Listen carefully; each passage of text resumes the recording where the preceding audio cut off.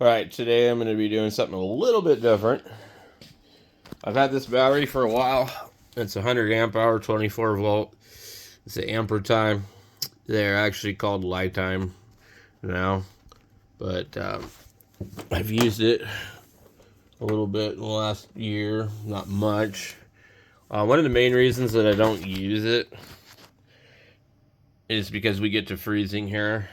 Although I did some observations and realized the shop, since I insulated the ceiling, because it didn't actually used to have a ceiling, which is open rafters, it hasn't reached freezing temperatures inside here. This doesn't have a battery heater.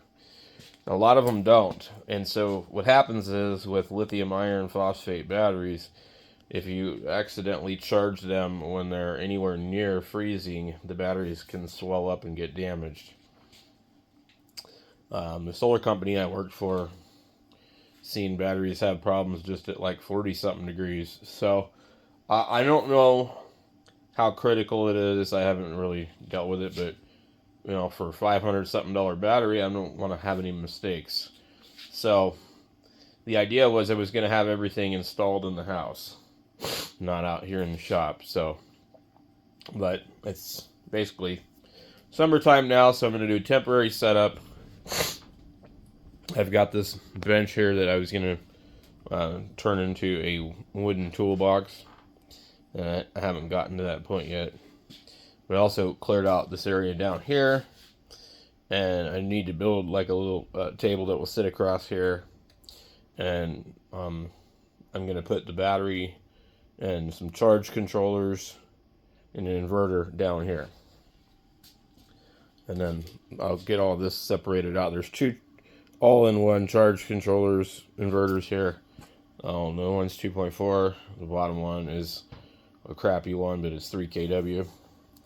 And then there's 2 EP-Ever 40 amp MPPT charge controllers. They need fans on the back of them. I don't like how hot they get. So, also, this orange thing only has a 40 amp charge controller in it, and I prefer, with these types of setups, I prefer to have my panels in groups, and they each have their own charge controller, and then just tie them all in together, and that works great for redundancy. Rather than some of these all-in-ones have like a 120 amp charge controller, and all this other stuff, and they can handle, 500 volts, DC. These ones, I think this one will handle 150, and I don't know what that one handles. Not enough for me to put more than 2 panels in series, so we're going to move some stuff over here. I've got a couple packages here, PV wire. We'll see what we got in here. So, let me get these over here. And I'm still waiting on another one, which is the one I need. So I think this should probably be branch adapters. Yeah, okay. And these are like $6. So this will allow me to wire up the 4 panels that I have right now.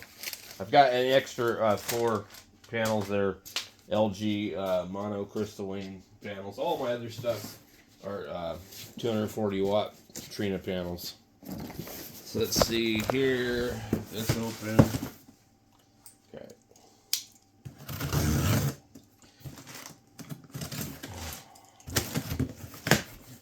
Okay, so this is probably gonna have 2 things in it. Okay, so this was a really good deal, I thought. 30 feet. Wait, I don't know what that is. Okay.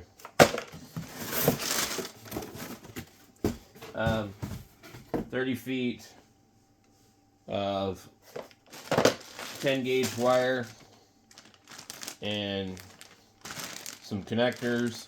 So they left the ends bare, which is great for me because I need to make a different run. I think all this other stuff that I have is either 30 or something else. Okay, and then here's some 5 feet. I need, I've got a 10-foot jumper section here that I need to remove. And this is not going to work for me because it's got cables on both ends.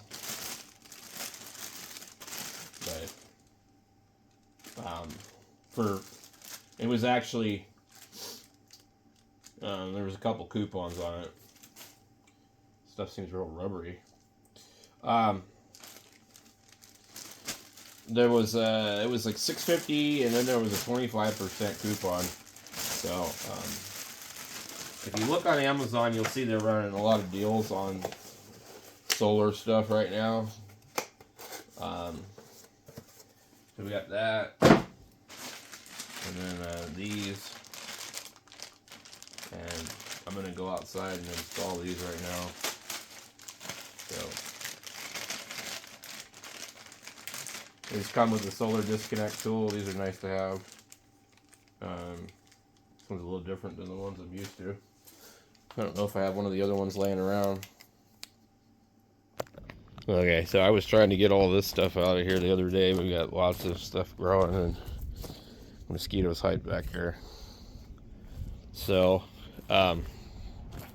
these are all 240 Trina panels. They're mono, poly. But I don't have these hooked up. I did have them hooked up to this 12 gauge wire. So it doesn't get full sun all the time, but it gets some. And it depends how high the sun is. But I mean, they're not hooked up at all right now. So I probably could actually scoot them all the way over to here. And I can see the sun's right overhead, so they're going to receive enough light to make something. So we're just going to get in here and add our connectors. And then what I wanted to do was take the 40-foot run and come all the way in here with it. So I don't know if I can zoom this out enough. There.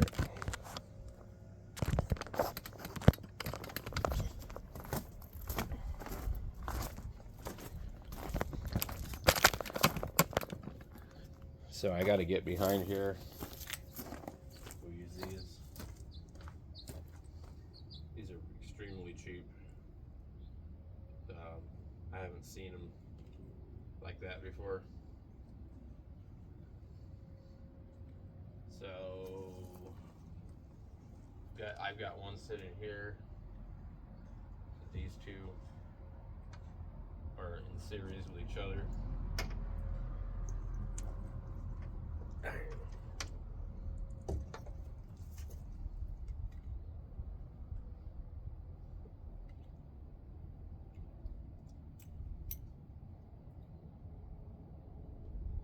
Wow, these kind here, you better have the tool. You're not going to be able to release these.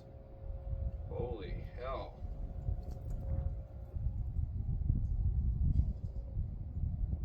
Normally this side here is open so you can at least squeeze it with your hand. I would not buy these again. Holy hell. Yeah. See, it's notched open. I think you can just notch it open and problem solved. I mean, these are the cheapest on the market right now. They say they're good for 32 amps. I don't know what the gauge of the wire is because I can't read it. What it looks like, it says 4mm. 1x 4mm squared. And so I'm not sure the gauge of that, but I don't think that that's the gauge of this, which should be 10. 1x 4mm squared TUV PV 1F PV wire, 12 gauge. These are 12 gauge, they're not 10. I would prefer to have 10, but then again, you know, depends on where they're at in the system. They're not going to have 30 amps running through them. I think these panels are rated 255 watts, 8.5 amps, 37.2 volts. So what that's going to mean is that when you put these in series, you'll be somewhere around 50 volts. You'll still only have 8.7 amps. But when you take these two that are in series with these two over here, you will have anywhere from 16 to 20 amps. So that is important.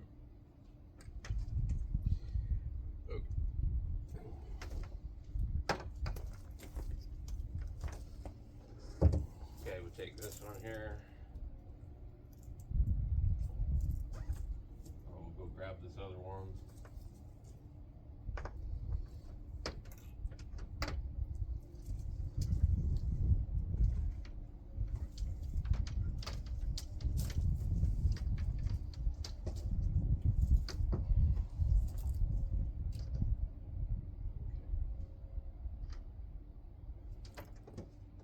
This one here.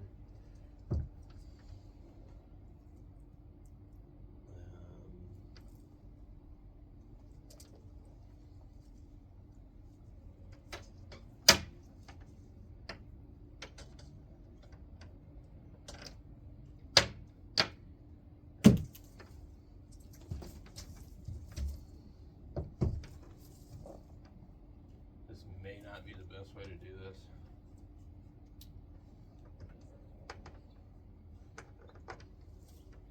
Now this other one's got to come from over there all the way to there, and whether or not it reaches can sometimes be an issue.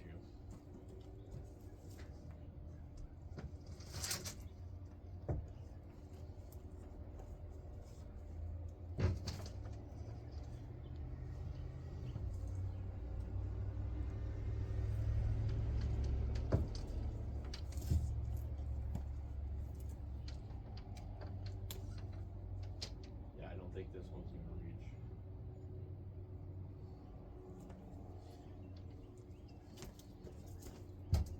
We might end up using our 5-foot extensions already anyway. So usually what I'm able to do is pull them pretty close.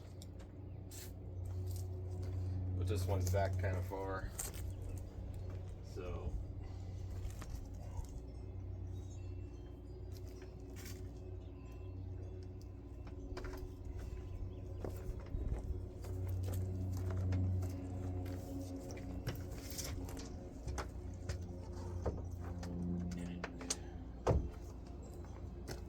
gotta get all the way over here.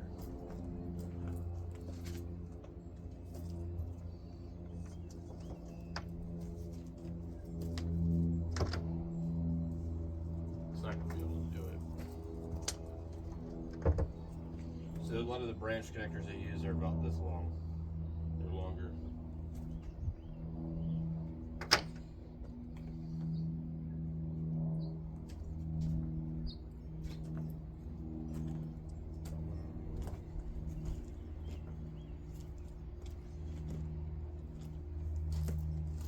I'm not sure that there's a way to do this without adding an extension, unfortunately.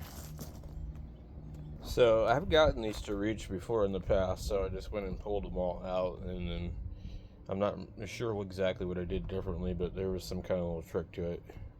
Alright, I figured out how I did it last time. So I put my branches on the end for the positive and on the other end for the negative, and then the panel in the middle here and here will reach over to these. So this one here is going in series with this panel. Okay. So we can see the series wire right there. We don't need that out here no more. But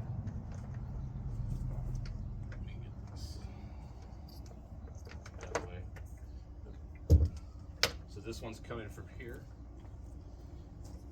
but it's going all the way to this one.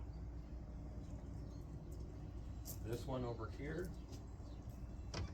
is connected here, going to this one.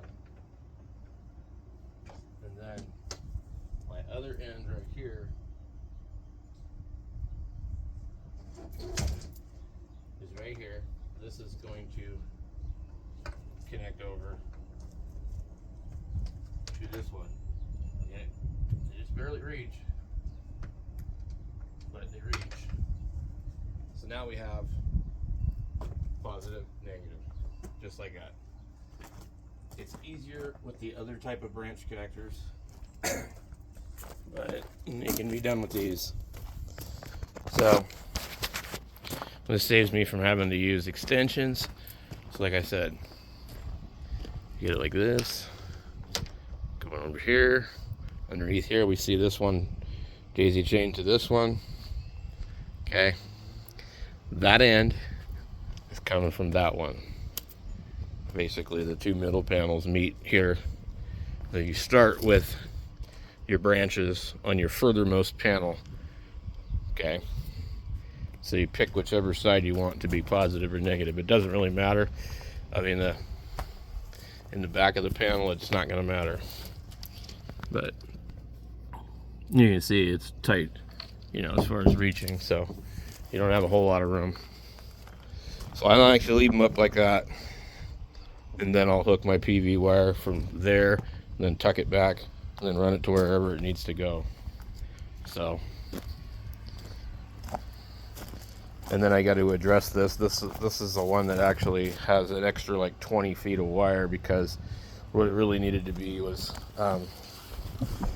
I think that one of these sections is only 25, and I think a 30 would have probably covered it. But if it ever shows up today, I've got a 40 foot. So yeah, this is the other stuff that I bought from Santan Solar. So this is actually good stuff. I think it will say on it, yeah, Remy products. Should say made in the USA, actually. Made in the USA. So I don't know any other place that you can get this stuff made in the USA. So 25 feet of PV wire last time I checked, with the connectors on one end and bare end on the other, was about $32. So that's why when I saw the deals on stuff $10 under, I decided to buy it. So the 30 feet of PV wire was $20. The 40 feet of PV wire was $30. So that's why I ordered some stuff, because I have all this extra stuff, and it's just in order to make it reach. And I've got a couple of extra arrays that need to be wired up. See, this section in itself, all by itself, it almost reaches where I need it to go, but it's got to go all the way back to those, so it doesn't reach. And then this kind of over paneled right here, and so really this needs to be broken up. 1, 2, 3, 4, and then basically, so it's 6 panels, which is really too many for a 40 amp charge controller. But because these are degraded panels, they don't really see that kind of output. So there's a large extension behind here to make these all reach. And then we're gonna have like the branch connectors. I don't know if we can see them or not. So these other types of branch connectors are the ones that I was describing earlier. They're really long. Gotta get all this stuff trimmed up. So let's see if we can get back here without burning my hands. See, these type of branch connectors are huge, and also they will break. See, the insulation's broken down here. That's from being stretched. So he's good to plan this out a little bit better. We're not gonna have a problem with that, but I mean, you know, it's not something you want to have start to degrade. So behind here is the other branch connector, but you see there's lots of excess of, you know, wire back here to make all these reach. So it would be nice to have this a little bit more organized, but it is what it is. So we're gonna get these hooked up, and then we'll run these in to another charge controller, another 40 amp. So you have 37 volts a panel, open circuit voltage, give or take, and then 8 amps. So if 2 panels in series, you have 8 amps. And these two are parallel with these two. So you're going to be 16 amps. You're perfectly fine. So you need 10 gauge wire, can handle 32 amps. These branches are 12 gauge wire. I guess they probably can handle 25 amps.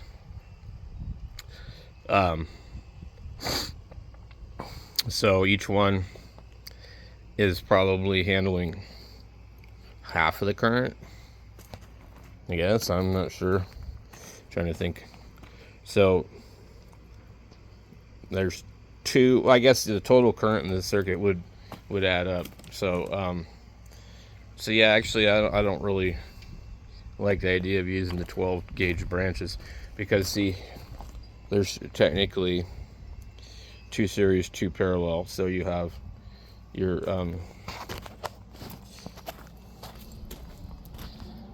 your 2 panels on the end here. They're going to be like 50-60 volts, maybe even 60-70 something volts, because they're 37, but they don't usually make 37. They're usually going to be less. So, you know, and that's determined by how many cells there are per panel. These panels are all the same amount, whatever it is. 1, 2, 3, 4, 5, 6. 6 by 1, 2, 3, 4, 5, 6, 7, 8, 9, 10. Yeah, there's 60 cell panels. So I think a lot of the newer ones are like 70 or 72 or something like that. And they're going to be like a little bit longer and close to 500 watts out. I mean, the new panels are just amazing. But, you know, these costed a quarter of that. So I think these were $50 a piece, these ones. I mean, you go into Harbor Freight, you get a 100-watt panel, it costs you over $100. And you think a Harbor Freight panel is going to be better than one of these? I doubt it. Even in these most degraded state. And these aren't really bad. These are, I think these are under 10 years old. These ones here, I have no idea. They could be pretty old. Santan Solar has like tons and tons and tons and tons of these. And I was buying these originally with the cracked back for $44. And there's no tax on solar over there. So some of these have been laying in the ground mounted, but you can see, you know, I had to seal them up. And then what I have experienced after like 2 years now is that some of them have cracked more. But I haven't had any failures on any of them in 2 years. So take it for what it's worth, I guess. But they put out at least 100 watts each.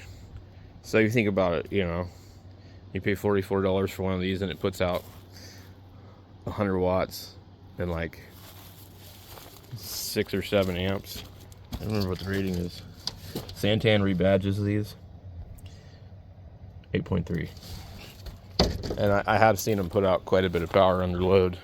So they can do good, but they're not going to be as good as brand new panels. They're probably somewhere in the 60 or 70% range, where brand new panels are like 80 or 90. But you're never going to get 100% efficiency of the rating on any panels. So unless they derate their panels. So anyway, So I'd share that with what I'm up to today on these. It was like 85 degrees yesterday, so we're getting the air conditioners going. And that's pretty much all these do.